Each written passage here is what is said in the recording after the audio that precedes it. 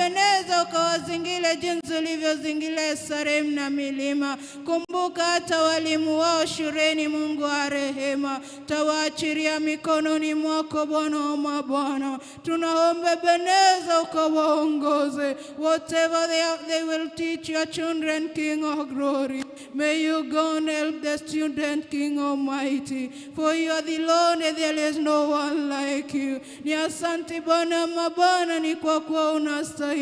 Ni asante Ebeneza, ni kwa kuwa unatosha. Ni asante Bwana mabwana, hata ni kwa nchi yetu. Tuiachilia mikononi mwako Bwana wa mabwana. Tunaomba Ebeneza ukaonekane. We ask for the peace in our nation, King of glory. We ask for the love among us, King of glory. Ni asante Bwana wa mabwana, ni kwa maana umetenda. Ni asante Jehova, ni kwa maana utatenda. Ni asante Emmanuel, ni kwa maana ushatenda. Ni hakika tumeuona mkono wako. Wastahili sifa, wastahili utukufu. Thank you Father, even for the Sunday school, King of glory. We dedicate them unto able hands, O the everlasting Father. For you are the protected guide, King of glory. Taomba Bwana mabwana ukawazingire. Ninaomba Ebeneza ukawaongoze. We come against all the power of the evil spirit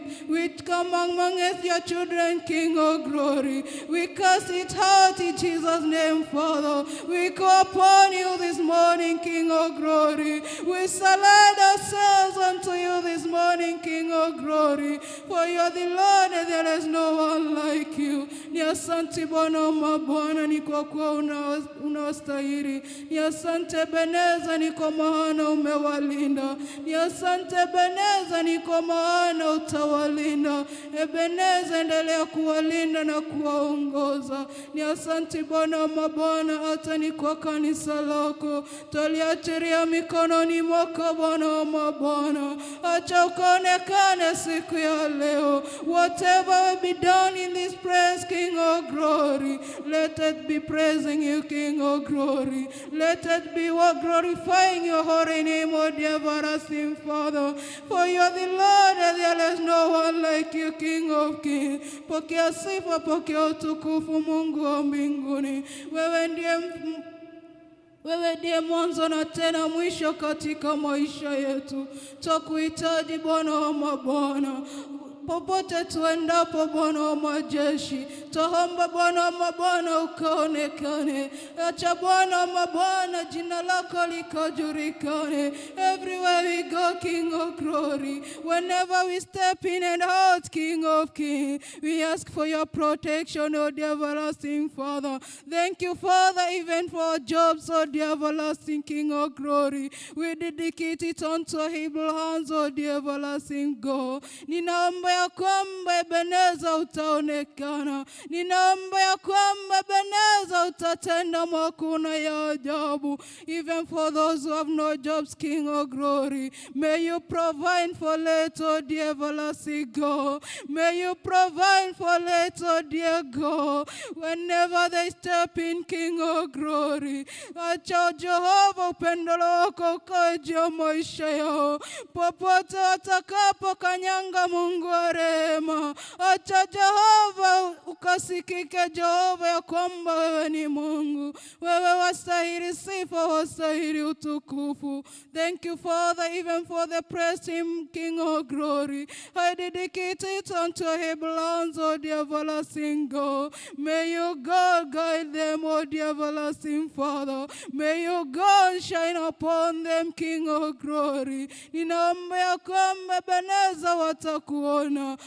Watakapokuwa kikuita Ebeneza na unawasikia. Ninaomba ya kwamba Ebeneza jina lako ni jina lenye nguvu. Jina lenye mamlaka, Bwana mabwana. Tawala siku ya leo Ebeneza. Tawala siku ya leo Mungu wa mbinguni. Let your holy presence be full in this altar, King of kings. Acha neno lako likaonekane Bwana mabwana. Ni kwa kweli ni Mungu na kuna mwingine aliye kama wewe. We dedicate our parents unto heaven, hands of the everlasting God. Ninaomba Ebeneza ukawaongoze. May you remember them in one way or other way, King glory. As I find our school fees, King of glory. Ninaomba Ebeneza ukawaongoze. May you provide for late this morning. May you provide for late this afternoon, King of glory. May you provide for late, King of kings. For you are the Lord and there is no one like you. Wasairi sifa, wasairi utukufu. Thank you even for the preacher of today, King of glory. We dedicate him all unto heaven, hands of the everlasting King Almighty. Ninaomba Bwana mabwana ukamuongoze. Ninaomba Ebeneza ukakuone siku ya leo. Let whatever he or she going to present to us, Almighty Father, let it be coming from your mouth, King of glory. But it is not from all his mouth, King of kings. Ninaomba ya kwamba utamtumia jinsi upendavyo. Naomba Ebeneza ukamfinyange, Mungu wa rehema. Ni kwa kuwa ulimchagua Jehova Jireh, lakini sio yeye aliyejichagua, Mungu wa mbinguni. Naomba Bwana ukaonekane. Ninaomba Emmanuel ukajulikane ya kwamba unastahili. Wewe ni Mungu ishia mbinguni. Wewe ni Mungu ambaye unastahili sifa na utukufu. Wewe inuliwe Bwana na uimidiwe. Thank you even for the youth, King of glory. And dedicate them unto heaven, hands of the everlasting God. May you remember them this morning, Father, as they are going to praise you, King of glory. Acha wakakusifu korona ukweli, Mungu wa mbinguni. Najua kwamba utawatembelea siku ya leo. Ninajua kwamba utafanya miujiza juu ya maisha yao. Ninaomba Bwana mabwana ukafungua milango iliyofungwa na yule mwovu Shetani. Ninaomba Bwana mabwana ukaone mwangaza wako siku ya leo. Ni kwa kuwa ni Mungu na kuna mwingine aliye kama wewe. Wastahili sifa, wastahili utukufu. Tawakabidhi viongozi mikononi mwako. We know God, we didn't select them, but you selected them before you selected them, King of glory. Ninaomba Bwana mabwana ukawatumia jinsi upendavyo. Ninaomba Ebeneza ukawaangazia mwangaza wako. Ni kwa kuwa ni Mungu na kuna mwingine aliye kama wewe, Rishadai. Wastahili sifa, wastahili utukufu Bwana. Wewe ndiwe mlinzi wa walinzi, Bwana wa majeshi. Naomba Bwana mabwana ukawakumbuke pamoja na familia zao. May you remember them with their families, King of glory. May you guide them and protect them, King of kings. Ni asante Bwana mabwana, ni kwa maana tunawajua vyema. You know them even before you know them, King of glory. Unawajua zaidi ya jinsi tunavyowajua Bwana mabwana. Ni asante Bwana mabwana, ni kwa maana umewalinda. Ni asante Ebeneza, ni kwa maana utawalinda. Ni asante Emmanuel, ni kwa maana utaendelea kuwalinda.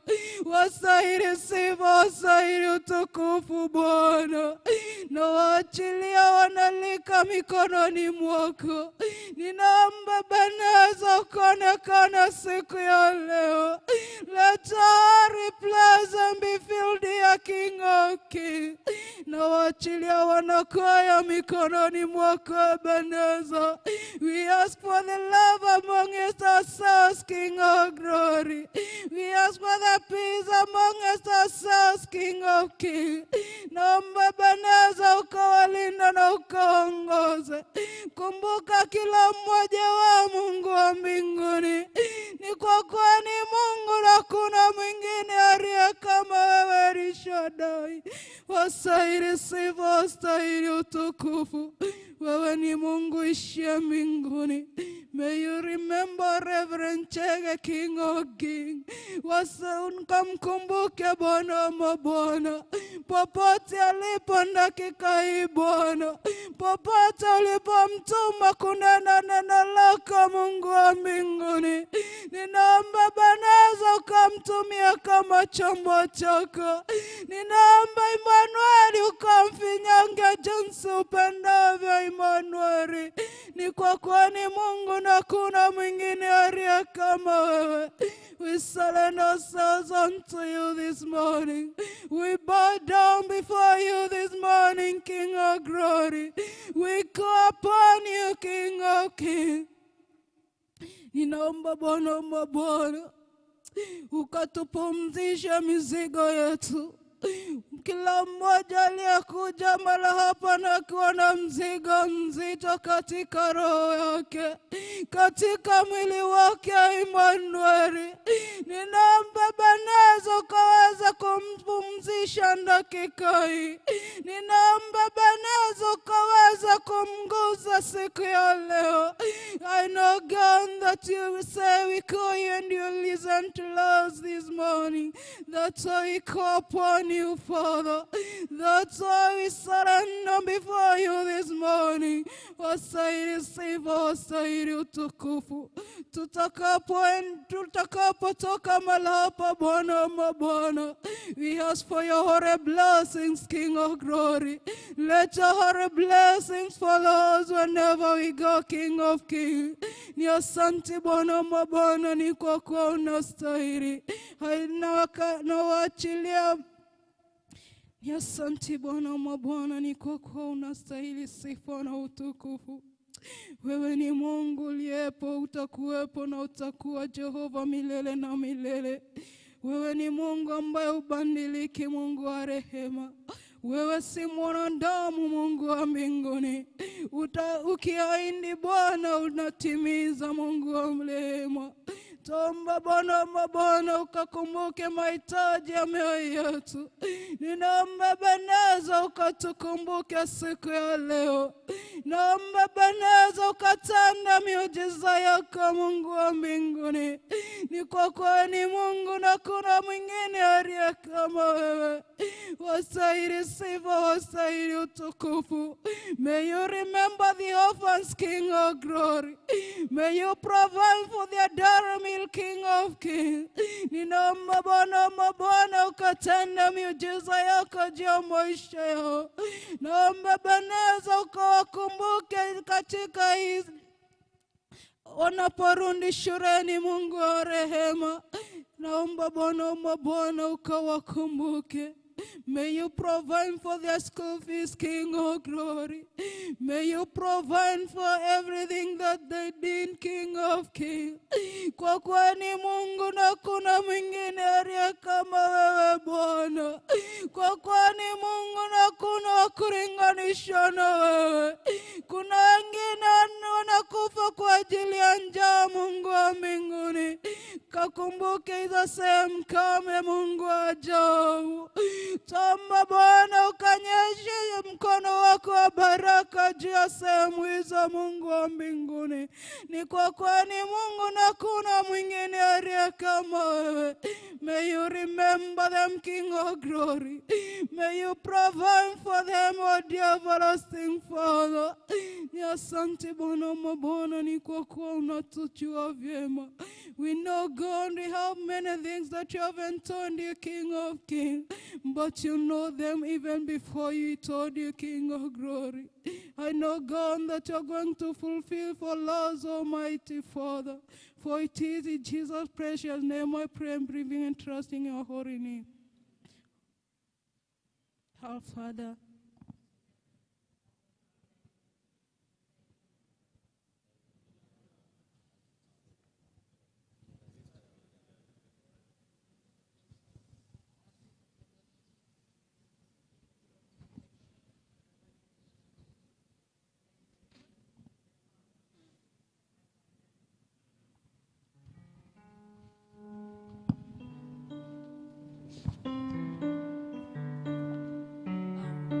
so it's time for presentations. The first presentation will come from Praise Team.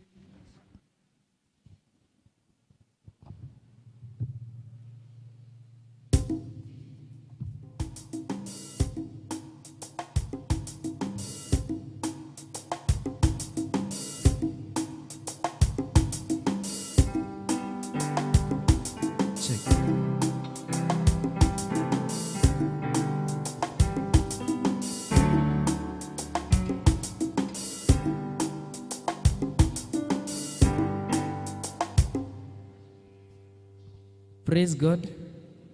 Praise God, church. This morning I'm saved na tunashukuru Mungu for the far. Tunaenda kuimba song tuliitunga. We did it on our own. Na Mungu atawabariki.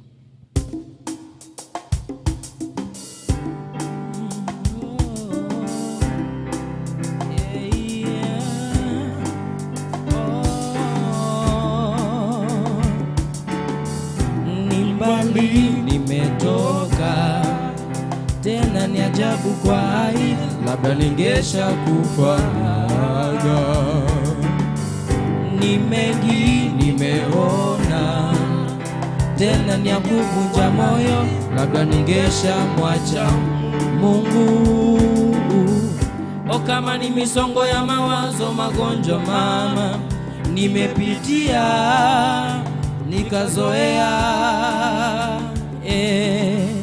maumivu ya kudharauliwa, umasikini, kila siku ninajipa moyo.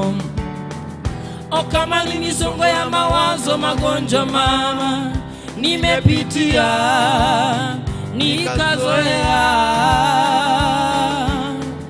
maumivu ya kudharauliwa, umasikini, kila siku ninajipa moyo.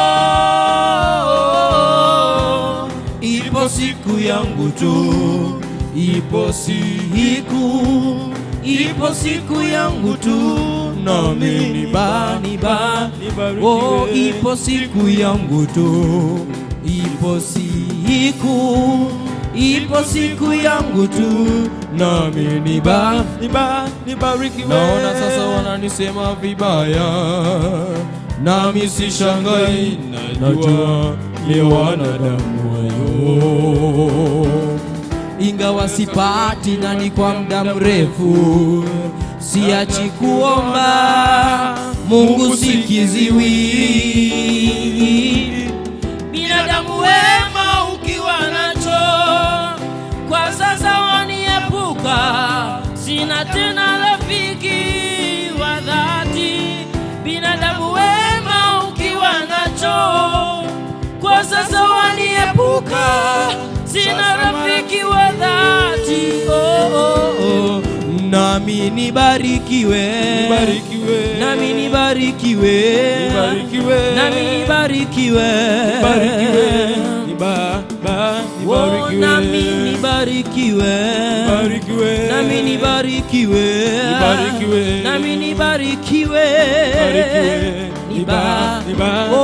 nami nibarikiwe, nami nibarikiwe, nami nibarikiwe,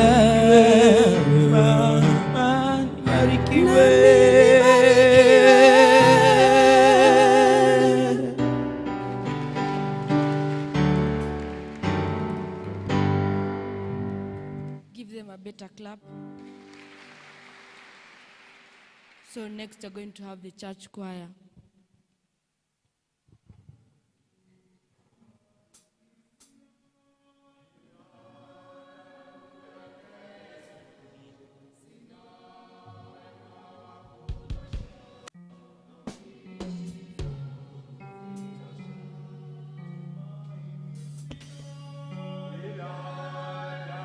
Yake Yesu, sina wema wa kutosha, dhambi zangu kuziosha. Yesu nasimama, ndiye mwamba ni salama.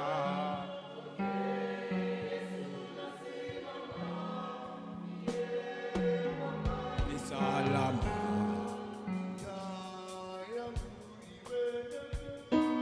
Yeye unipa wokovu, mimi akinipiga, nguvu zake nizionaga. Yeye unipa wokovu, mimi akinipiga, nguvu zake nizionaga. Yesu nasimama, ndiye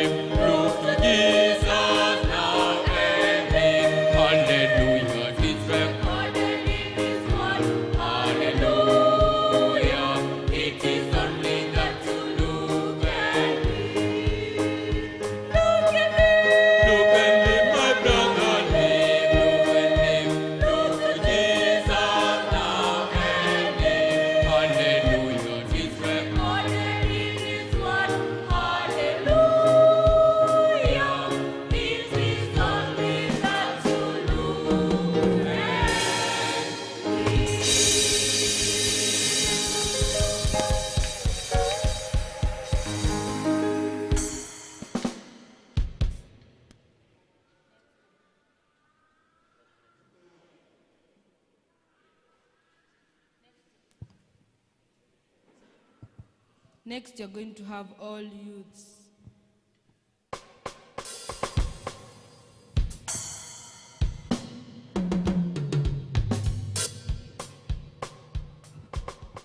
All youths.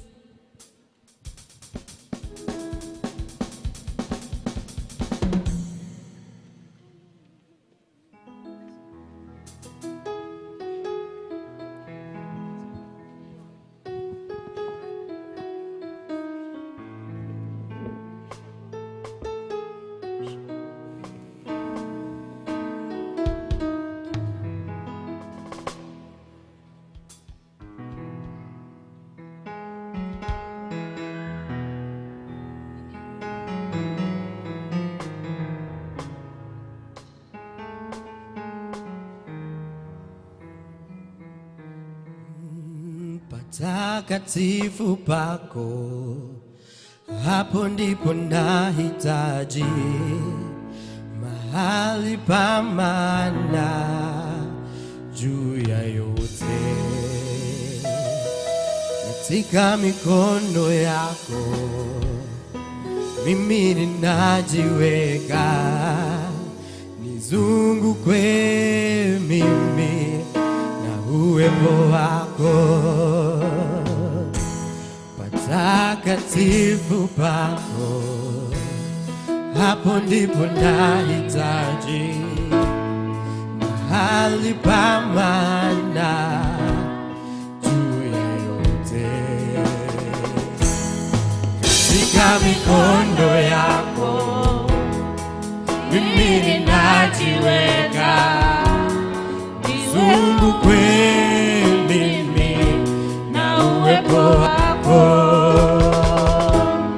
Niambie utakalo Bwana, nipe nguvu ya kushinda majaribu. Yesu, nakuhitaji Bwana maishani mwangu.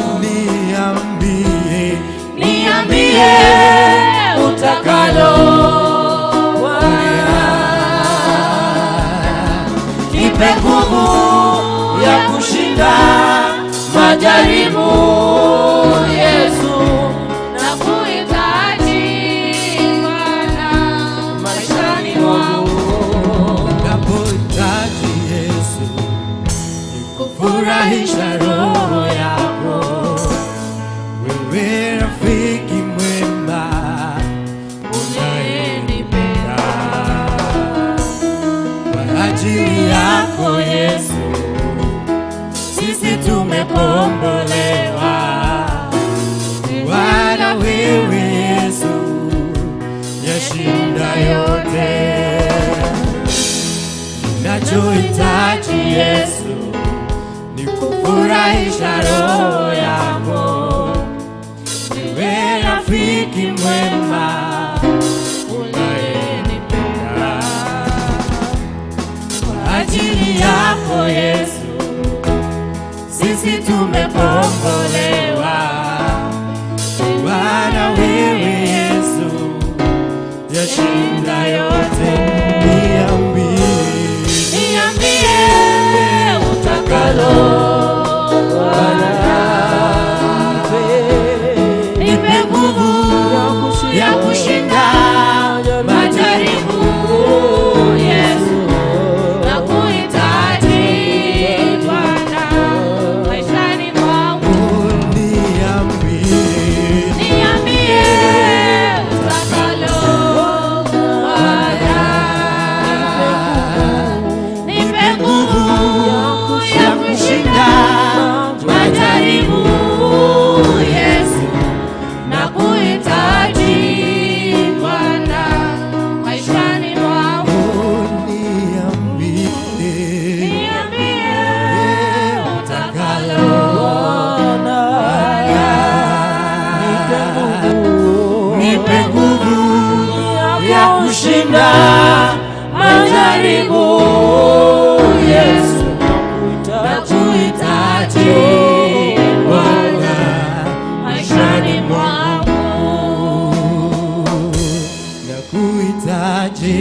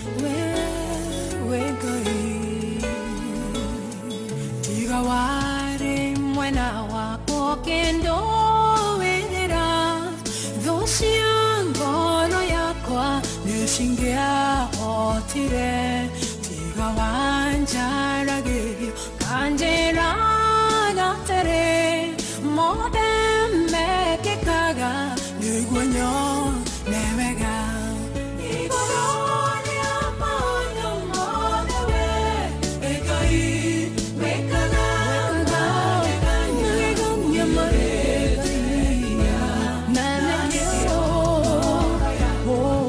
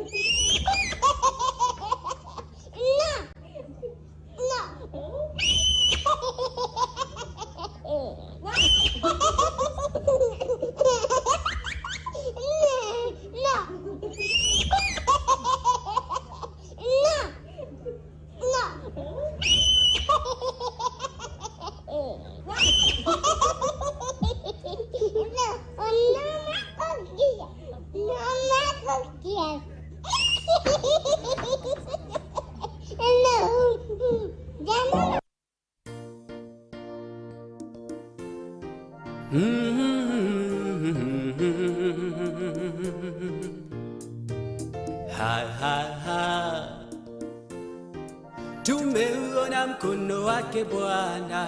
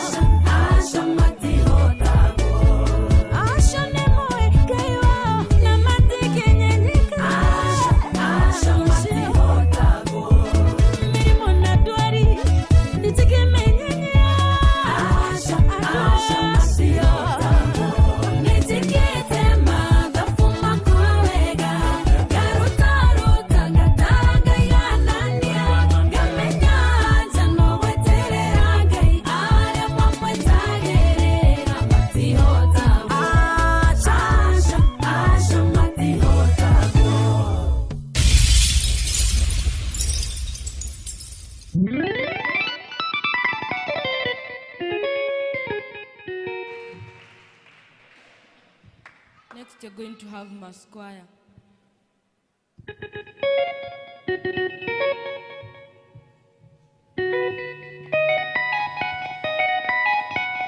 Hallelujah, praise God. Praise God again. Tusimame, tusimame.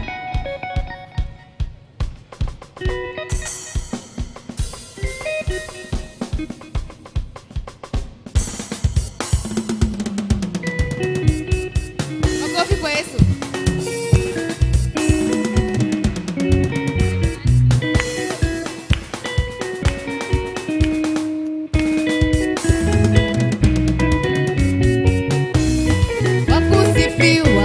Wakuabudiwa ni wewe tu, Mungu wa miungu. Wakusifiwa, wakuabudiwa, ni wewe tu Bwana, Mungu wa miungu. Wakusifiwa, wakuabudiwa ni wewe tu Bwana, Mungu wa miungu. Wakusifiwa, wakuabudiwa, ni wewe tu Bwana, Mungu wa miungu. Ni wewe tu Bwana, ni wewe tu Bwana, Mungu wa miungu. oh, ni wewe tu Bwana, Mungu wa miungu. Ni wewe tu Bwana, Mungu wa miungu. Wakusifiwa, wakuabudiwa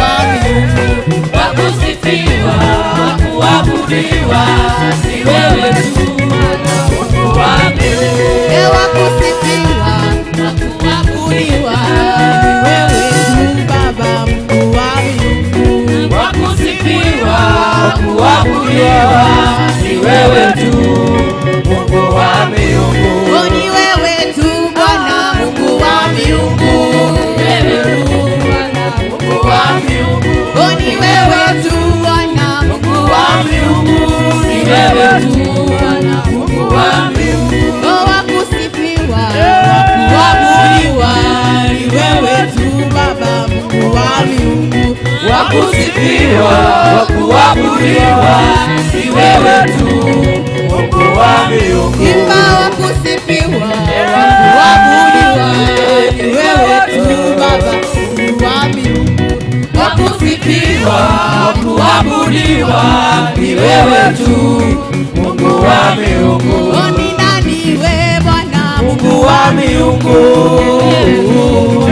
Mungu wa miungu. ni wewe tu Bwana, Mungu wa miungu, ni wewe tu, Mungu wa miungu. katikati ya miungu hakuna Mungu kama wewe, Mungu kama wewe. katikati ya miungu hakuna Mungu kama wewe, Mungu kama wewe. kama wewe, Mungu kama wewe. kama wewe, Mungu kama wewe. kama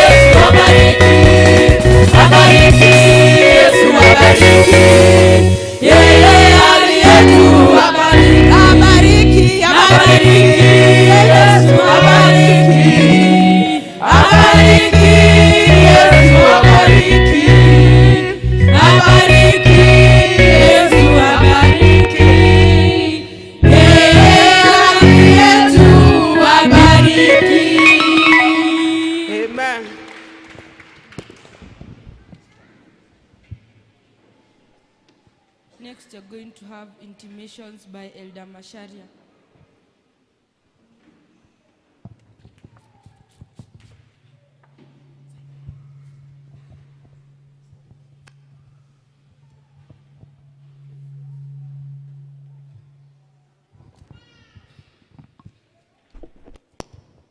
Praise the Lord, church. Good morning. God is good. And all the time. Yes, as you've heard, my name is Elder Masharia Ageshohe. Christ is Lord in my life. I want to take this opportunity to bring to you the announcements for the week. We want to take this moment to welcome you all into the house of the Lord. This is where you belong. This is where we want to be. So feel very much welcome. And if in our midst we have visitors, those who are visiting us for the first time, those who are fellowshipping with us for the first time, we would kindly want to recognize you. Kindly may you stand wherever you are. If this is your first time to fellowship with us, kindly stand. Well, we seem not to have any visitor today. You have? Oh, please appreciate her. Yes, welcome to PCA Karatina. This is where God reigns, and we kindly remain upstanding until you deacons share a token with you. We really want to welcome you into this church, and if you are here to stay, kindly make this your church. You can register with our church secretary. When you walk out through this door, there is an office there. You can register and be part of this congregation. And if you are here for just today, I'm sure you have a place where you fellowship. Kindly take our love and our greetings to your congregation when you go back. God bless you so much as you sit down. So church, turn to your neighbor and give him a high five and tell them, welcome to the house of the Lord. I said a high five, not a low five. Yes, thank you. We also want to welcome our online viewers, wherever you're watching us from. Kindly feel very much appreciated. May you like our page and drop a comment for us. We love you wherever you are. Kindly keep watching us so that we may hear what the Lord has for us today. We welcome our preacher today. He is not so new to this place. He is Evangelist Getegwa from PCA Kagumo Parish. Kindly appreciate him. Evangelist, karibu sana. We are ready to hear what the Lord has sent you to tell us this morning. You are very much welcome. The group on duty today is the Karatina youth. Kindly appreciate the young people. They are doing a great service unto the Lord. May you keep up the spirit. May you keep serving the Lord. It is not in vain. Hallelujah. Group on duty next Sunday will be the church elders. All the church elders, kindly take note of that. District fellowships. Our district will fellowship as follows. Wednesday, yes, we have Jerusalem here in church at 4:30. On Thursday, we have Macedonia here in church. Then we have Emmanuel District. We'll fellowship at the home of Jane Boothia, who lives past Kirogoya Junction. Then Shunem will fellowship at the home of Wagakuhe, who lives in Jambo at 4:30. Ebenezer, Jordan, and Baraka District will fellowship here in church, as usual, at 5 p.m. Then Neema also on Friday here in church. Otugi, Friday, 5 p.m. right here in the church. Peniel will fellowship on Friday here also in the church. Tumaini will fellowship on Friday at the AP Chapel. And Shalom will fellowship I believe in Shalom grounds, wherever they fellowship. Bethlehem will fellowship at Bethlehem grounds, Agia Cairo, at 4:45 p.m. I believe that's all we have for the district. I think if there is any which has not been announced, I want to believe that the fellowship as usual, where they fellowship. The next announcement comes from Karatina Academy. They are glad to inform you that interviews are ongoing for all classes, from PP1 all the way to grade 6 and class 8, and charges are only 500 shillings. They are also glad to announce that junior secondary school is starting up right here in our premises. So those who are looking for vacancies in junior secondary, kindly take note that Karatina PC Academy is offering the same. And in line with that, there are also vacancies available for teachers in junior secondary school. That announcement had been posted here before. So kindly, if you are interested, you can always see the church secretary for more details. The church school department wishes to thank all the parents, guardians, and the LCC for the great support you gave them during the vocational Bible study, which was held last week. It was a successful event, and they feel very much honored for you parents to have supported them to that extent. God bless you so much. Then you have an organization called Dot Kenya, in collaboration with Kenya National Library Services, is offering free basic ICT training at Karatina Library for those aged between 18 to 34 years. And this training will start on 3rd February at 10 a.m. Registration is ongoing at the same place.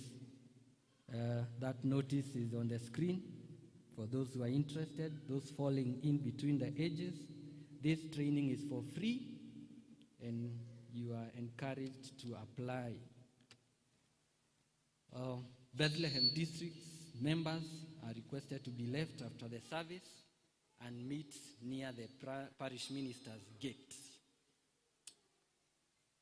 Wedding ban. Proclamation of wedding bans. There is intent to solemnize the marriage between Frederick Masharia of PCA Siloam Church, Karatina Parish, who resides in Karatina in the area of Chief James Murioki, and Miss Beth Mabonga of Living Faith Ministries Odhaya, who resides in Odhaya in the area of Chief Stephen Gedaiga. Notice is hereby given to all concerned that if any one of you have any objection to the said marriage, should convey the objection before the marriage is solemnized. If no relevant objection is then made and immediately substantiated, the two shall have their marriage solemnized in accordance to the practice of this church on Saturday, 11th February at PCA Emmanuel Church, starting at 10 a.m. This is the first announcement on 22nd January 2023. May the Lord bless those who are about to be joined in holy matrimony in Christ's service, signed by Reverend David Chege, our parish minister. So there is a wedding band, so kindly take note of that. And at this juncture, I want to invite the Christian Education Chair, or one who is supposed to make the remarks on behalf of that department.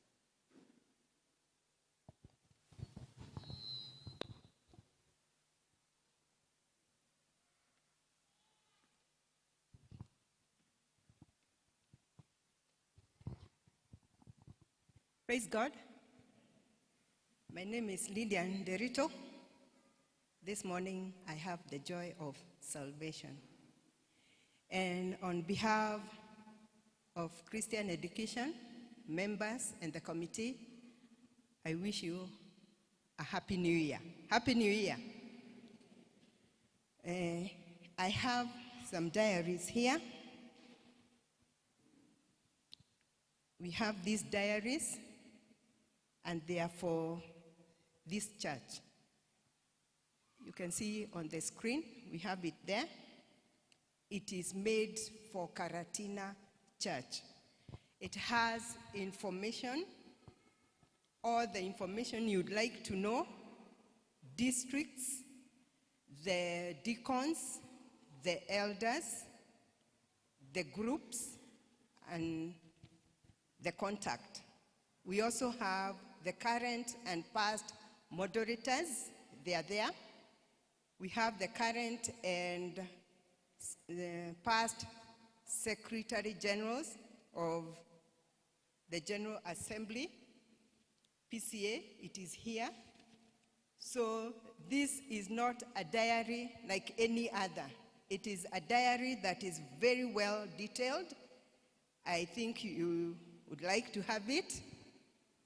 It also has all the details you'd want to know about the PCA church, not only Karatina, but from the headquarters.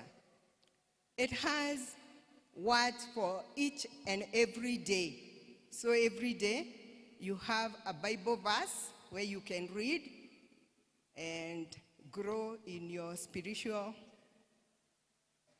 life. At the end, we also have the national anthem. We have the East Africa anthem, both in English and Kiswahili. We have the Lord's Prayer. We have the Apostles' Creed, both in English and Kiswahili. We also have the calendar for this year and year 2024. We've left out some space here at the end where you can put on some more notes. So we are requesting kindly that you may support us as Christian Education by buying these diaries. We have different colors. You can see them, and we have more. We have different colors. Support us, please. It is only at 300 shillings. We will be selling them at the end of the service, after the service. Thank you very much. Very much. Kindly let's support that initiative, and it's a good thing. Lastly, I want to welcome the chairperson of the church. He has some remarks to make. Thank you for listening, and God bless you. Let's appreciate chairman of the session. Elder Moshe is held up in Meru. She went for CBC training. They finished very late in the evening yesterday, and therefore she couldn't travel late at night. So we had to give that job to someone else, and he's well able to do that. Let's appreciate our brother again. Thank you so much. Mine is very few. My name is Wambugu Deuri. Christ is Lord in my heart. I want to bring to your attention a few things. One, the crossover of the elders happened last Friday at 4. We had a service, a very wonderful service whereby all districts came and members came, and all the elders were there except Elder Minor and Elder Moshe, yes, the two, thank you, who we represented. And therefore, as I stand here, all elders are in the new district. This follows a minute of the CAC session, which sat sometimes around November, and passed by a resolution that every 4 years, elders will be crossing over to new districts, and therefore that's what you are doing. And therefore, it's not a designation by ourselves, but we are following what the CAC session has actually minuted and ruled. And therefore, it's good that you may know your new elder and kindly attend the DC fellowships as you have been advised.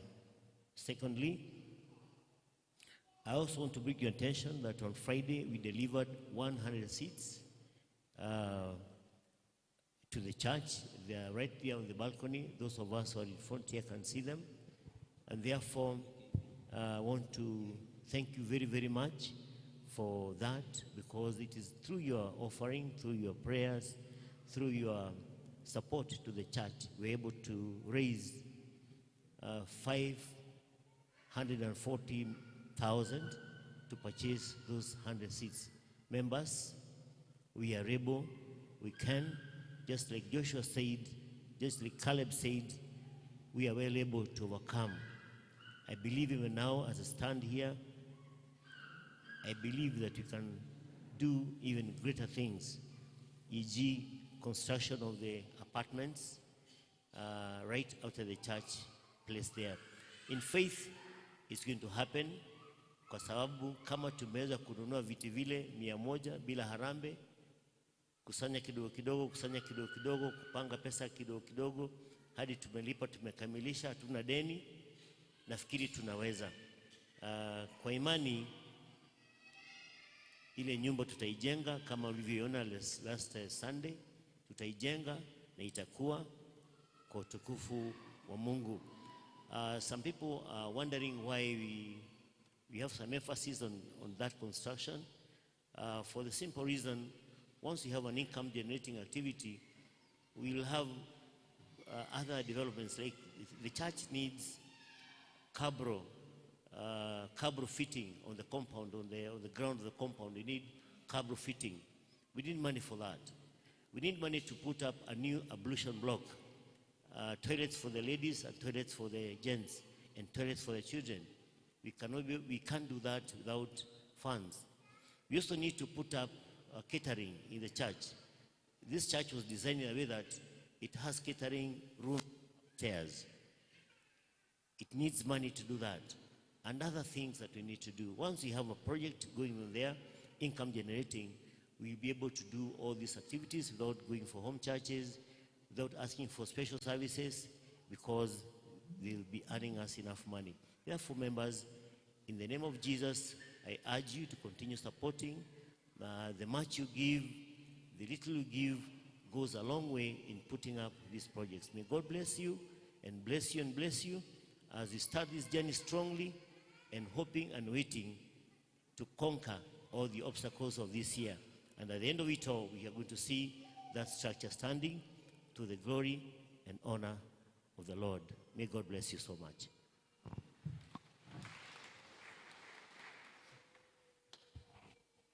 Next, you're going to have prayers for Sunday school children by Elder Muragi.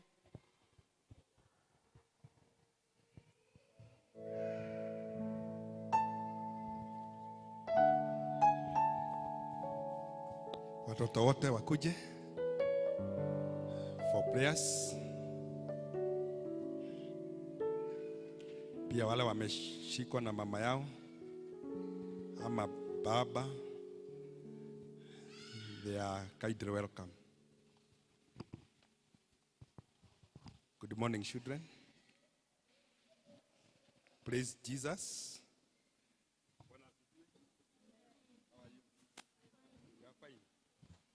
Sawa. Kanisa tunaweza simama. My name is John Murage wa Johi.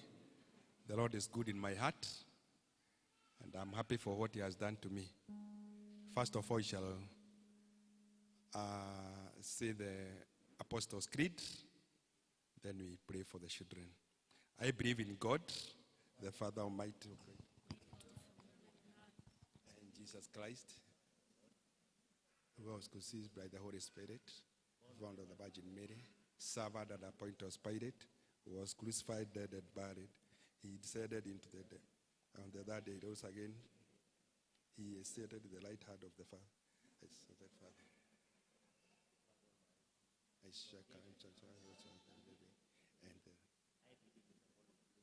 And the Holy Catholic Church, the communion of saints, the forgiveness of sins, the sons of the body, and the life everlasting.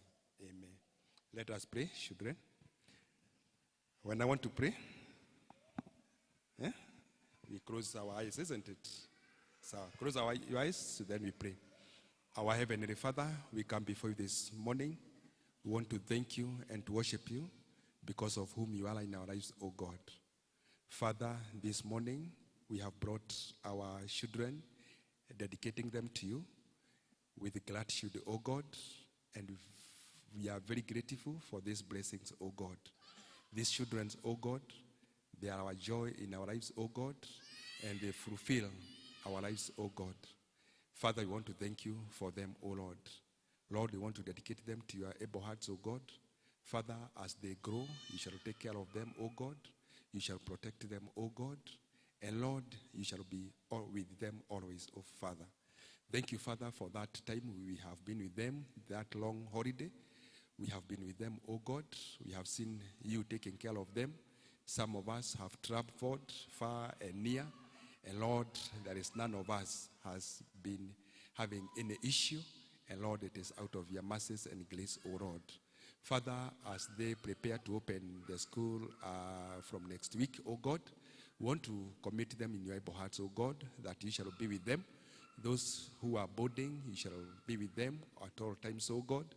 Those who are in primary schools and day schools, O God, all of them, we want to commit them in your able hearts, O God. Father, as they proceed to the next grade and to the next class, Lord, you shall be with them, O God. We want to remember the teachers, the primary school teachers, the high school teachers, the college teachers, the nursery school teachers, oh God, all of them. We want to commit them in your able hearts, oh God. Lord, we know how much they do for these little ones, oh Lord. And Father, may you always be rewarding them, oh God. Father, we want to dedicate their parents in your able hearts, oh God, that Father, you may make them to be role model, oh God, as they bring up these children, oh God, and always reminding us that these are gifts that you have given us, and we shall account on how we have been bringing them up, oh God. Father, how we pray that you shall help us, oh God, to bring them upright, to make them know you more and more, oh God, and more you shall also be providing for us so that we can be able to provide for their basic needs, oh God. Father, we also remember the teachers of the church school, oh God, those who trained them, oh God, in the church school, in the brigade. Also, we want to commit them in your able hearts, oh God, for they do great things, oh God, to teach them your word and about you, oh God. Father, thank you because of the parents who have been seeking to have children, oh God. And Lord, we have faith that one day you shall also bless them with the gifts, oh God. We thank you for everything, Lord, that you have done to us. In Jesus' name we pray and trust. Amen. Through the Sunday school, thank you. God bless you.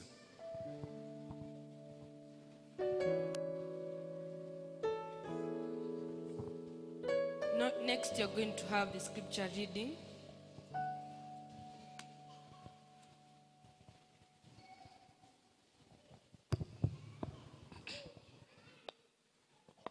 Good morning. Praise God.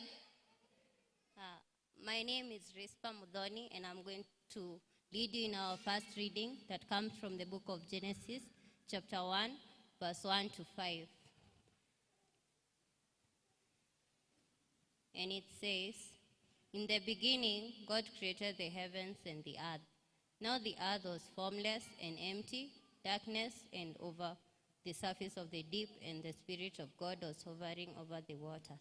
God said, 'Let there be light,' and there was light. God saw that the light was good, and he separated the light from the darkness. God called the light day, and the darkness he called night. And there was evening, and there was morning, the first day." That's the word of the Lord.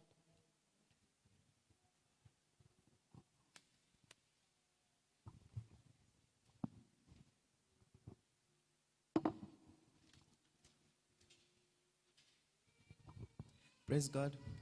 Praise God again. My name is Peace Wangai, and Jesus Christ is my personal Savior. our second reading, it will come from the book of Luke chapter 5, verse 1 to 7.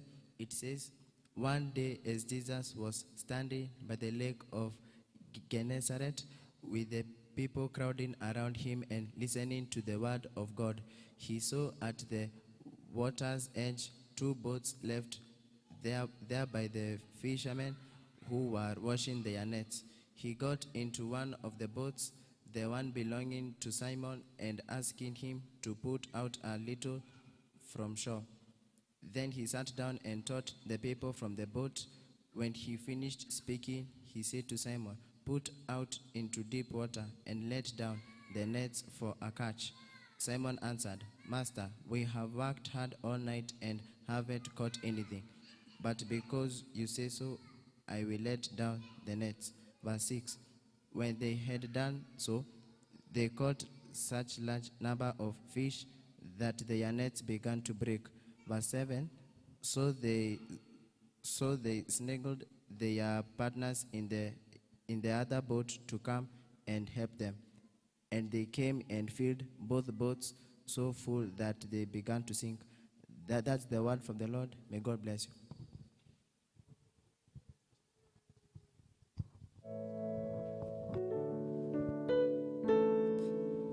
So we are going to welcome the preacher with hymn number 143 new.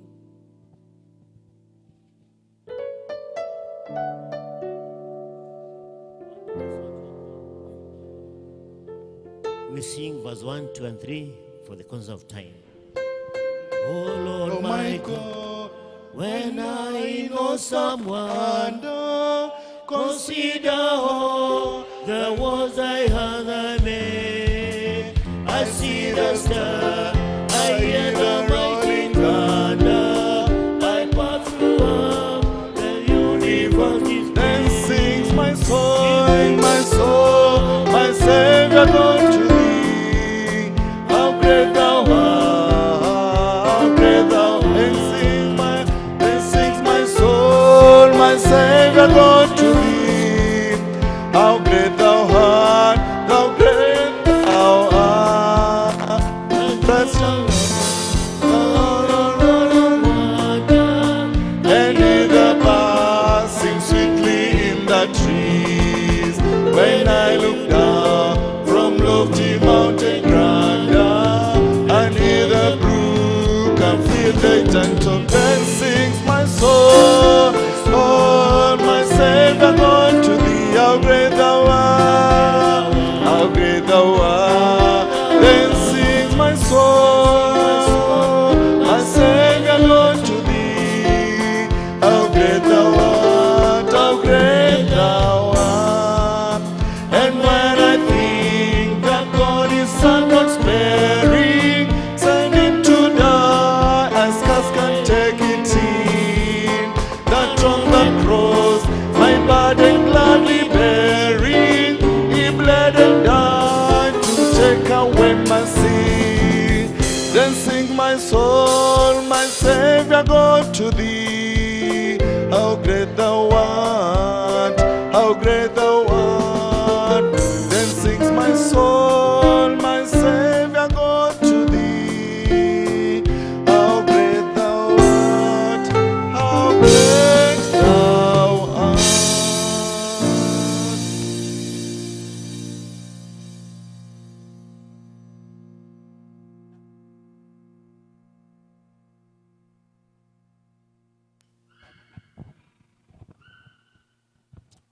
Let's close our eyes in the presence of God. As we stand in the presence of God, God is gracious.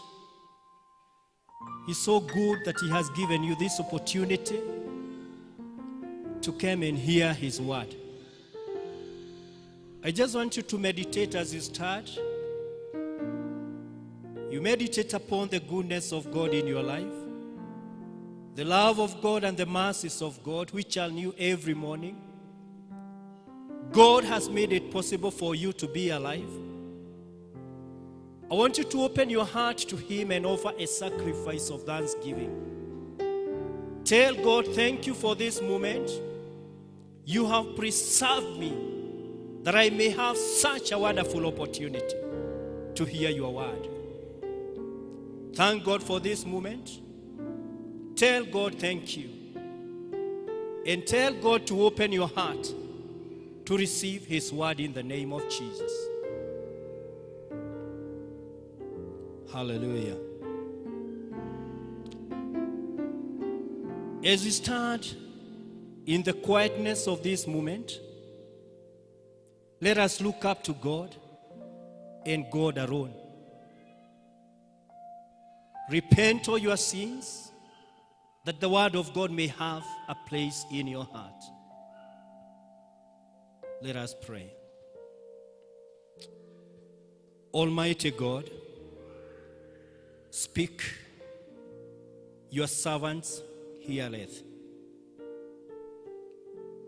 This is the confidence that we have in you this morning, O Lord, that if we ask anything according to your will, you heareth us. In our emptiness, we come to you this morning, that through your word, we are going to receive of your fullness. Almighty God, take my lips and let them be filled with messages from thee. May your word accomplish your desire and achieve the purpose for which you sent it. This is a prayer of faith in Jesus' name. Just greet your neighbor as you sit in the presence of God. Give your neighbor high 10. Tell him all how God loves you. Give him a wonderful smile. You can do better than that. Give him high 10. Tell him all how welcome into the house of God. Hallelujah. My name is John Yetegwa, as you are told by our dear brother, the registrar. I come from Nyeri Presbytery, Kagumo Parish, in Marwa congregation. More to that, I'm born again. I love Jesus Christ as my personal Lord and Savior.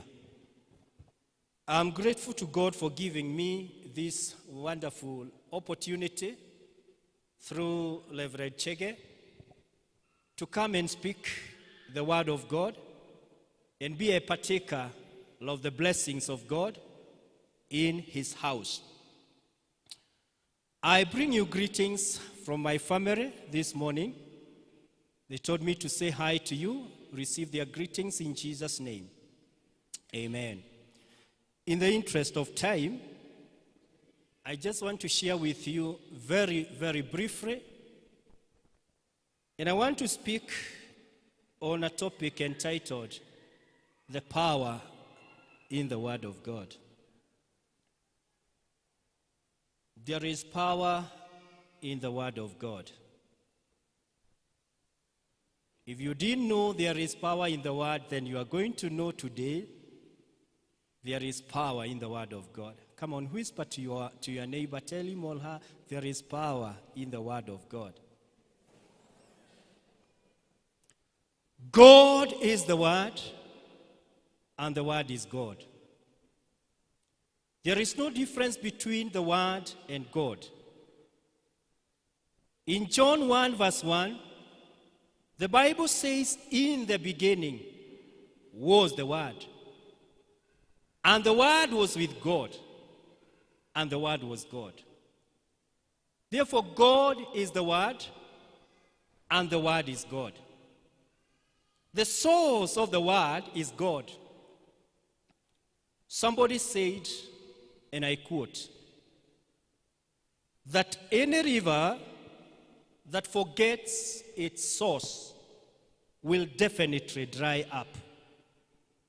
The source of the word that we hear today, that we preach today, is God.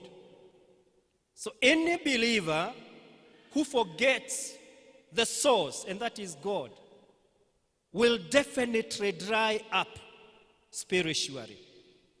So make sure that you don't forget your Maker. And that is why the Bible says, do not forget your Maker. Remember your Maker in the days of your youth. So anytime you take a step to do something, make sure that you always remember the source of the word, and that is God. And that is why Jesus overcame. When Satan came to tempt him, Jesus had the word in him. He was the word, and the word was in him. And so when the tempter came to tempt him, Jesus spoke the word, and he overcame. So brethren, I want to share with you this morning that there is power in the word of God that is in us. If you don't have the word of God in you, then you don't have that power to overcome. So you must have this word in you. And that is why David said that I must hide the word of God in me, that I may not sin against the God. God sent the word. Because in the book of John chapter 11 verse 1, let us read. John 11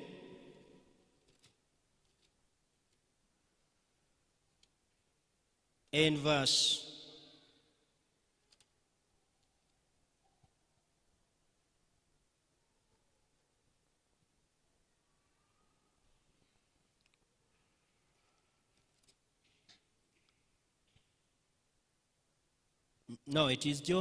1. I beg your pardon. John chapter 1 verse 11. The Bible says, he came to his own, and his own people did not receive him. But to all who did receive him, who believed in his name, he gave the right to become children of God, who are born not of blood, nor of the will of the flesh, nor of the will of man, but of God. Verse 14. And the word became flesh and dwelt among us. And we have seen his glory, glory as of the only Son from the Father, full of grace and truth. This word that was sent by God came into this world. And when the word came, the Bible says that people did not receive the word, and that is Jesus Christ. But to all who received him, to all who received and believed in his name, he gave them right to become children of God. So when you receive this word, you accept this word, you become a child of God, born not of blood, nor of the will of the flesh, nor of the will of man, but of God. And the Bible says that everyone born of God overcomes the world. And this is the victory that overcomes the world, even our faith. And therefore we must have faith to receive this word. The Bible says that faith comes through hearing, and hearing by the word of God. So if you want to have faith to please God, maybe you are wondering, why am I praying and I'm not receiving? Maybe you are praying without having faith in God. Hebrews chapter 11 verse 6. The Bible says, without faith, it is impossible to please God. So you must have faith in order to please God, in order for God to release his blessings upon you. And in order for you to have faith, you must hear the word of God. And after hearing the word of God, you put it into practice, then you will have faith and please your Maker. God created heaven and earth. In our first reading, the Bible says in the beginning, God created the heavens and the earth. The earth was without form and void, and darkness was over the face of the deep, and the Spirit of God was hovering over the face of the waters. And God said, He spoke the word, "Let there be light," and there was light. And God saw that the light was good, and God separated the light from the darkness. God called the light day, and the darkness He called night. And there was evening, and there was morning, the first day. The word of God was spoken. God spoke the word.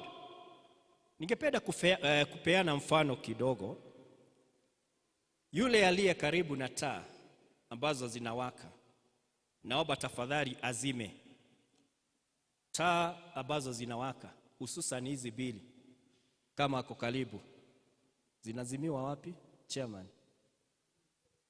ako pale, tafadhali zima. Okay, inaonekana haski aliko. Aya, nilikuwa nataka kupeana mfano, lakini sasa nitapeana bila kuona. Wewe hata mimi, kwetu tuna stima. Na kama huna stima uko na taa, lakini nataka kutumia stima. Stima ili tupate huu mwanga, jambo dogo tu linafanyika. Unaenda kwa switch, unafinya, inawaka. Ukitaka kuzima, unaenda kwa switch tena, unazima, inazimika. You can imagine how it was in the whole world. Darkness covered the surface of the earth. Total darkness. God spoke the word. Hakufanya kazi kubwa. Aliongea tu neno. Let there be light. And there was light all over the world. If God did that to the whole world, kama Mungu alifanya hivyo kwa ulimwengu mzima, kukawa na nuru, je, kile ambacho kimesimama mbele yako wakati huu, ile changamoto ambayo umekubana nayo wakati huu, ile inakufanya upotee, uwe huna usingizi kwa sababu ya yale unayoyapitia. If God can do that by just speaking the word, kukawa na nuru all over the world. Sisi tunasumbuka bure. We have the power in us. The word of God, just declare that word in the situation that you are going through.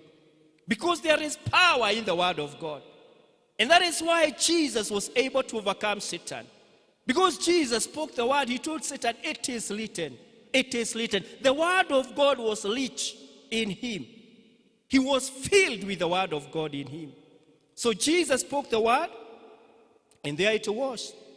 In the book of Ezekiel, chapter 37, we are not going to read because of time. Ezekiel was taken by God into a valley which was full of dry bones. The Spirit of God will always take you where the grace of God is sufficient, that you may do the will of God, that the name of the Lord may be glorified.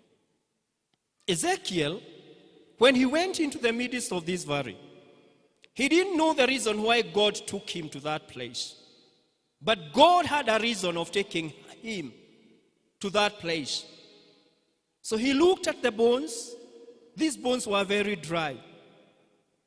And God asked him, Son of man, can these bones live?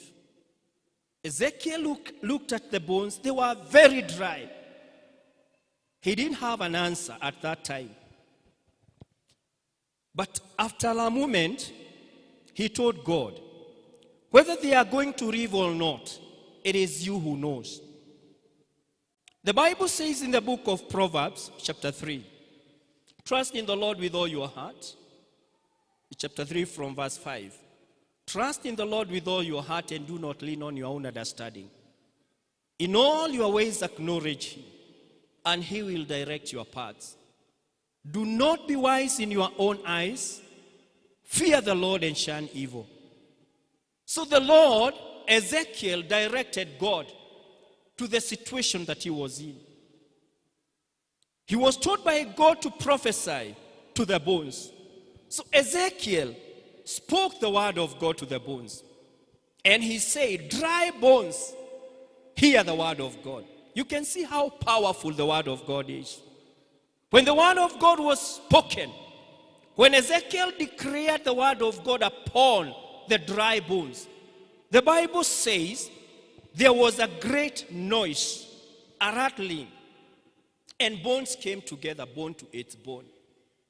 Then finally, these bones stood upon their feet, an exceedingly great army. Lift up your heart and say, thank you, Jesus, because there is power in your word. God is speaking to you this morning. Because you have the power in you. You have the word of God in you. Declare that word to the situation that you are in. There is power in the word. Speak that word to the situation that you are in. The circumstance that you are going through, that you are in, is not greater than the power that is in you.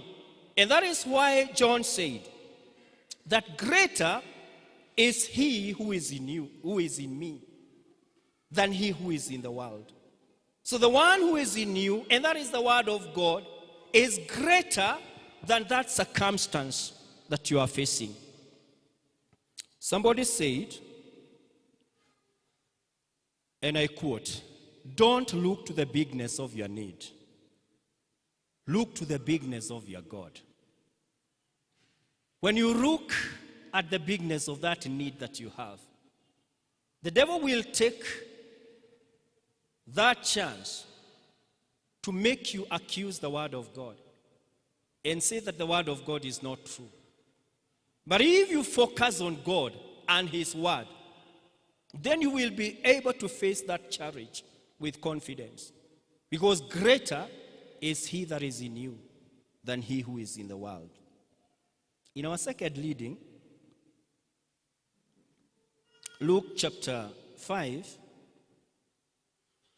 Simon Peter and the other apostles, other disciples, were in this lake. And Jesus Christ was teaching them. And the Bible says that they had stayed for a night trying to catch fish. They couldn't get not even one.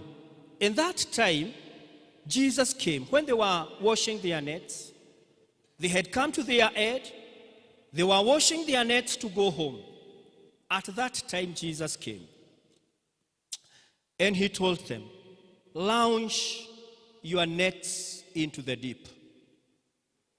So unaangalia, umekaa usiku mzima bila kushika kitu. Na sasa kuna mtu amekuja amekuambia, anaona kama umefanya kazi bure. Anakuambia, weka neti zako kwa maji ili uvue samaki. Biblia inasema, Peter did not doubt Jesus. He told Jesus, Master, we have toiled all the night long. We came here last evening. We have stayed here the whole night, and we have not caught anything. Nevertheless, at your word, we will let down the nets for a catch. And the moment he did that, because of the power that was spoken by Jesus, because of the power of the word of God, the Bible says, let's go to verse, Luke chapter 5, verse 3.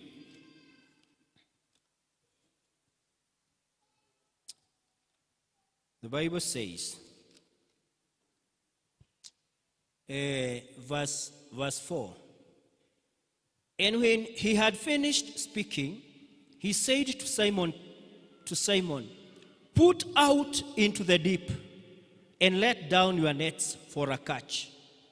And Simon answered, Master, we toiled all night and took nothing. But at your word, I will let down the nets. And when they had done this, they caught a large number of fish, and their nets were breaking. Verse 7, they signaled to their partners in the other boat to come and help them. And they came and filled both the boats so that they began to sink. The moment you take God at his word, you obey the word of God, signs and wonders will follow you. It is not you who will follow signs and wonders. Signs and wonders will follow you. Just speak the word of God. Just prophesy the word of God to your situation this morning. I don't know what you are going through. I don't know what you went through last year. Maybe you are seated there, you don't know where you will get school fees from. You're seated there, maybe your business collapsed due to COVID-19. God is speaking to you. Prophesy the word of God to your situation, because there is power in the word of God. Young people, you are going through many challenges, and you are wondering, how will I overcome? There is power in the word of God. Be filled with the word of God. Let the word of God fill your heart. And the Bible says that out of the abundance of the heart, the mouth speaks. Confession brings possession.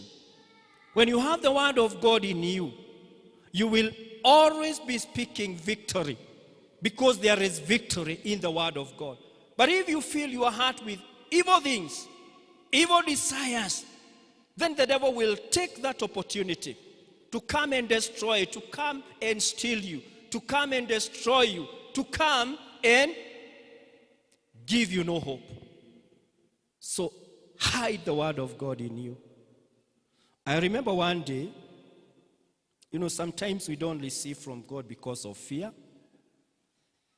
And the moment you fear, you give the devil a chance. Peter did not fear. He told Jesus, because you have said so, I have tried. I was just about to give up.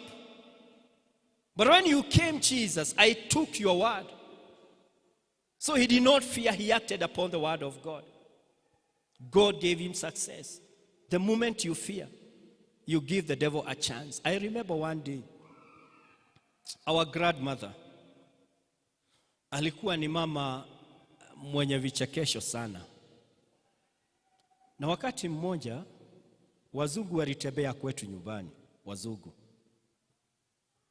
Na wazungu walipokuja walimpata nyanyangu peke yake. Sasa unaona, nyanya hajui Kiingereza, wazungu hawajui Kikuyu wala Kiswahili, kwa hivyo wakaangaliana hivi. Lakini wazungu wakasema, how are you? Nyanya alisikia, how are you? Lakini kujibu ilikuwa ni kizungumkuti. Lakini kile ambacho kilikuwa ndani yake, kasema sitaogopa. Sasa ndani yake kulikuwa na maneno mengi ya Kiingereza. Kulikuwa na why, how. Sasa hakuwa anajua ni ipi. Kile ambacho kilikuja ni why. So wakati walimuuliza, who are you? She said, why? Wazungu wakacheka sana. Sasa jioni hiyo, nyanya alituchekesha sana. Nikaidhiria mudhogo, ajoliria, how are you? Damwira, why?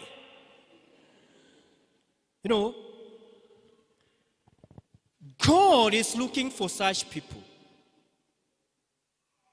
Wale ambao hawataogopa changamoto. Kwa maana ukienda kwa chetani hivi, ndio maana ulisikia mtu, kuna director wa EACC alikuwa anaitwa Patrick Lumumba.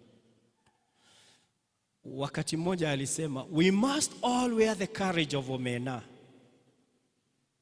When you catch omena, it looks at you. When you cook omena, it looks at you. When you eat omena, it looks at you. When omena is coming out of you, tell your neighbor, wear that courage of omena. You should never fear. You should never be discouraged. Because the word of God is in you. Sasa Lumumba alikuwa anasema, nimepewa kibarua hapa cha kupigana na ufisadi. Na wale ambao napigana nao ni watu ambao wenye vyeo katika serikali. Kwa hivyo akasema sitaogopa hata kama mtu ni nani. I must wear that courage of omena. So brethren, this morning as I conclude, I don't know what you are going through. Pengine umefika mwisho wako kama Simon Peter. Umeshindwa ufanye lipi, uende wapi? Pengine umekuja ukiwa unasononeka ndani ya roho yako. Hujui suluhisho ulipate wapi. God is speaking to you this morning. There is power in the word of God. Act upon that word. Declare the word of God in that situation that you are in. There is power in this word. And because of this power, God made Jesus humble. Jesus humbled himself. And because of his humility, God highly exalted him. The Bible says he gave him a name that is above every other name. The name of Jesus Christ. And through this name, every knee shall bow and every tongue shall confess that Jesus is Lord, to the glory of God the Father. So I don't know, sijui ni jina lipi ambalo limekusubua. Kansa ni jina. Poverty ni jina. Sijui ni jina lipi ambalo limesimama mbele yako. Limekufanya usononeke. Changamoto za kimaisha, changamoto za kinyumbani ambazo zimesimama mbele yako. Pengine ni school fees, ni jina. Jesus is above all other names. Declare the name of Jesus this morning. We declare the name of Jesus in this service. In the name of Jesus Christ. Declare the word.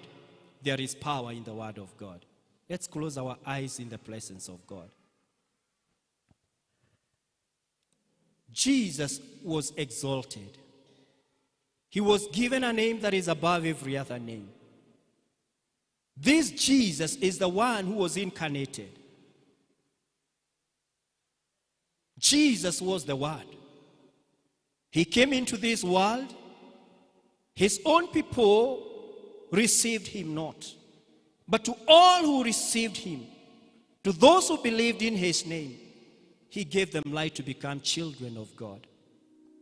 Born not of blood, nor of the will of the flesh, nor of the will of man, but of God. You're in our midst, and you've heard the word of God. Maybe you are going through a very difficult situation. You don't know where to go or who to turn to. Jesus is here. I don't know your need. I don't know the trouble that you are in. The devil has lied to you that it is impossible. What is impossible with man is possible with God. You're in our midst, and you like to say, preacher, I'm one of those. You'd like us to pray together. Right where you are, just lift up your heart as I make this prayer in the name of Jesus.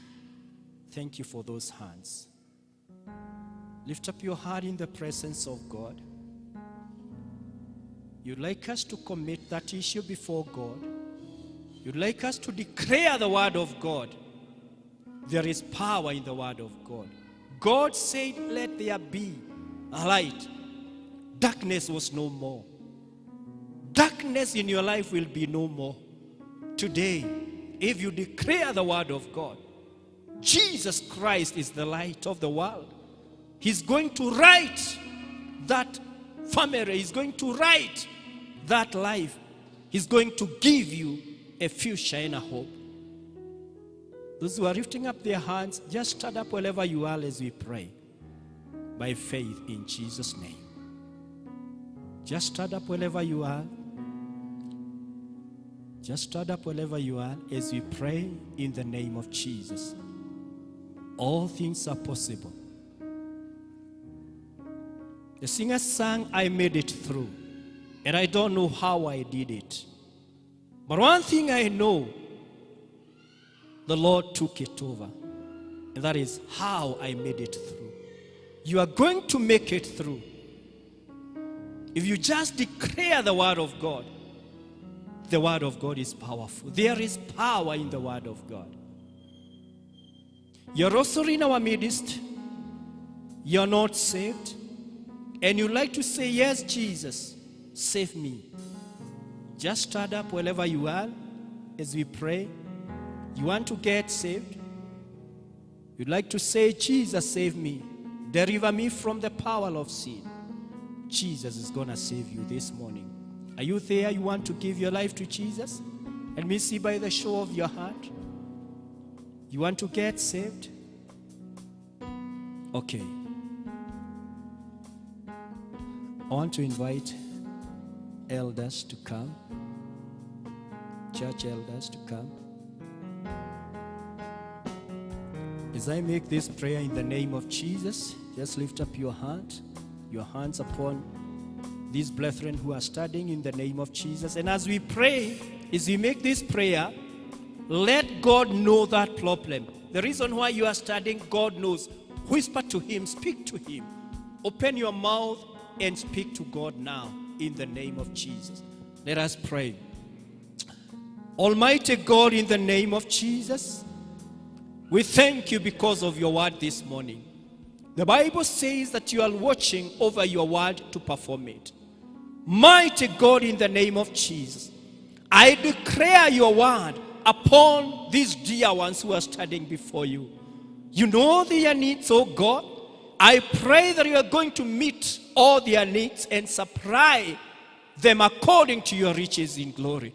In the name of Jesus.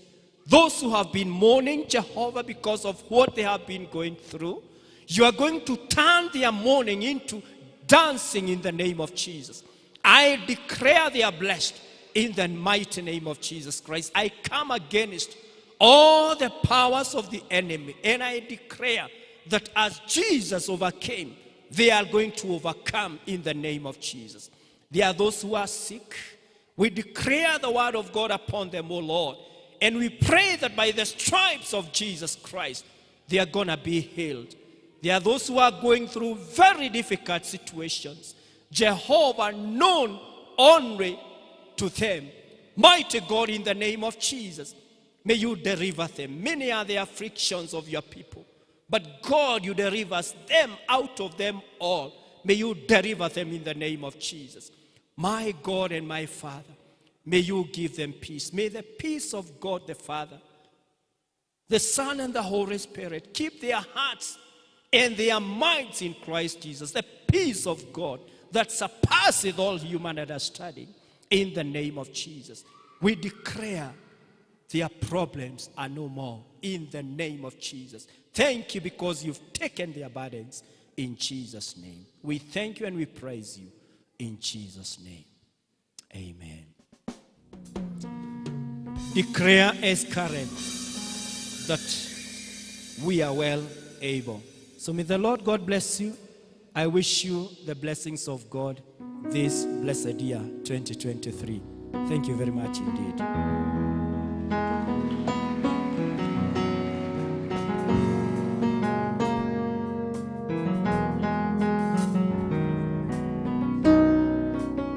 It's now time for offering. Deacons, come forward.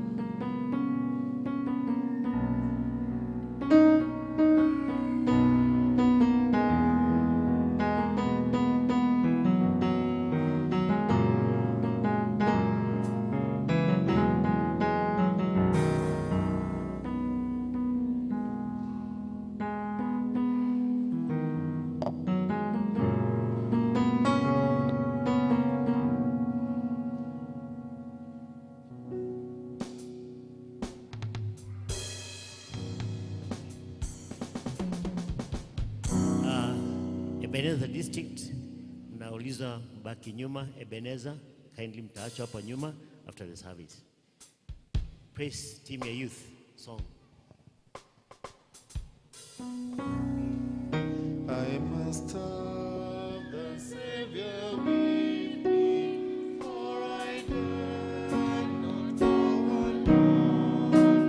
I must feel His presence near me, and His arm around me thrown. Then my soul shall feel no need. Let Him lead me where He will. I will go without a mama and stay for lost. Neema District, mnaulizwa Wednesday mje ndio mfanye handing over by your district. Elder Morage, Neema District pia on Wednesday, what time? 5 p.m. Neema, kindly come. I must have the Savior with me in the I not go alone. I must feel His presence near me, and His arm around my throne. Then my soul shall fear no pain. Let Him lead me where He will. I will go without a mama, and His footsteps follow me. I must have the Savior with me, for my faith that best is sweet. He can whisper words of comfort that no other voice can speak. Then my soul shall fear no ill. Let Him Let Him lead me where He will. I will go without a mama, and His footsteps follow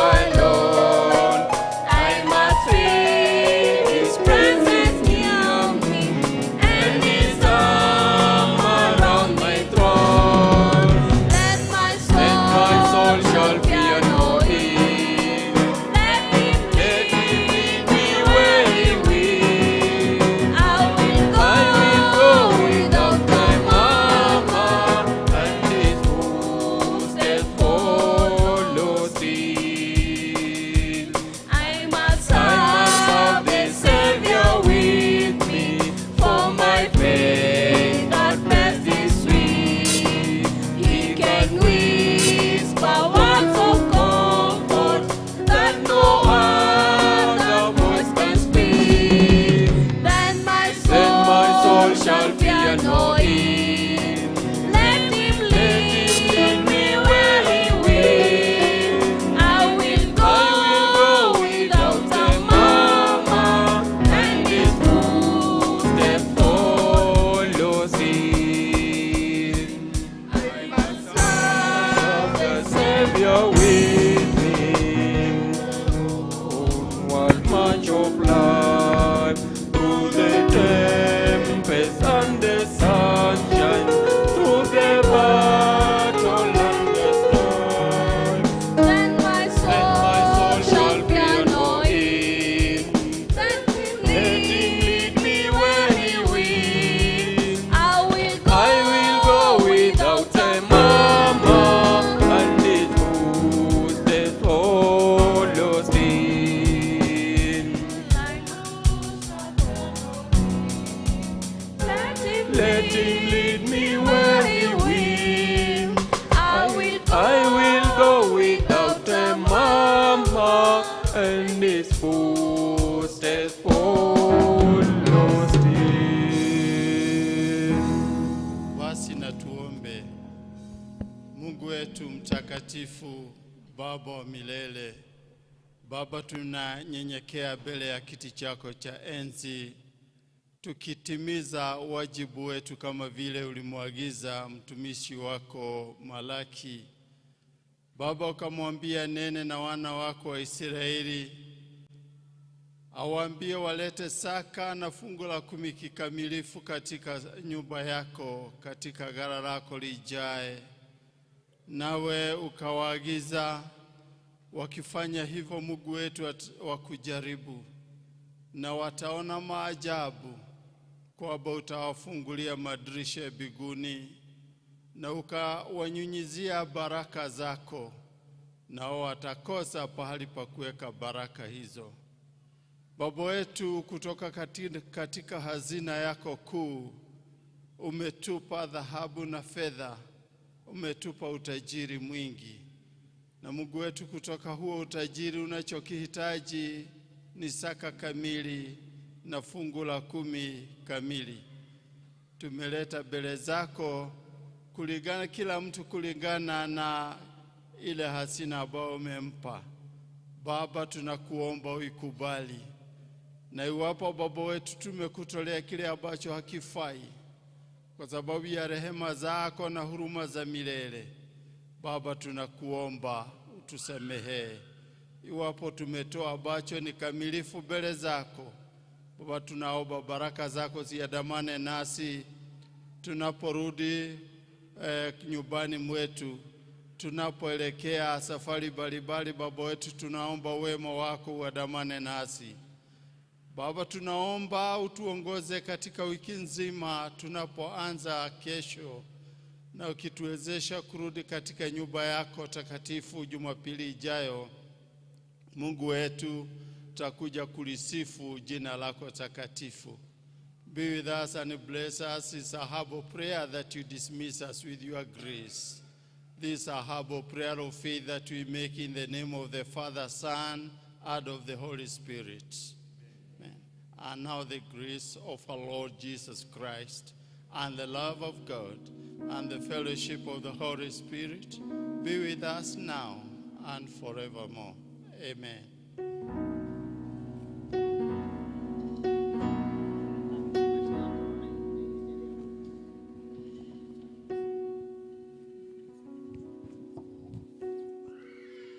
So I've been reminded the youth to remain until the Kikuyu service. Our hymn number will come from New 267, Old 243. Hymn number 267. Pass me not, O gentle Savior,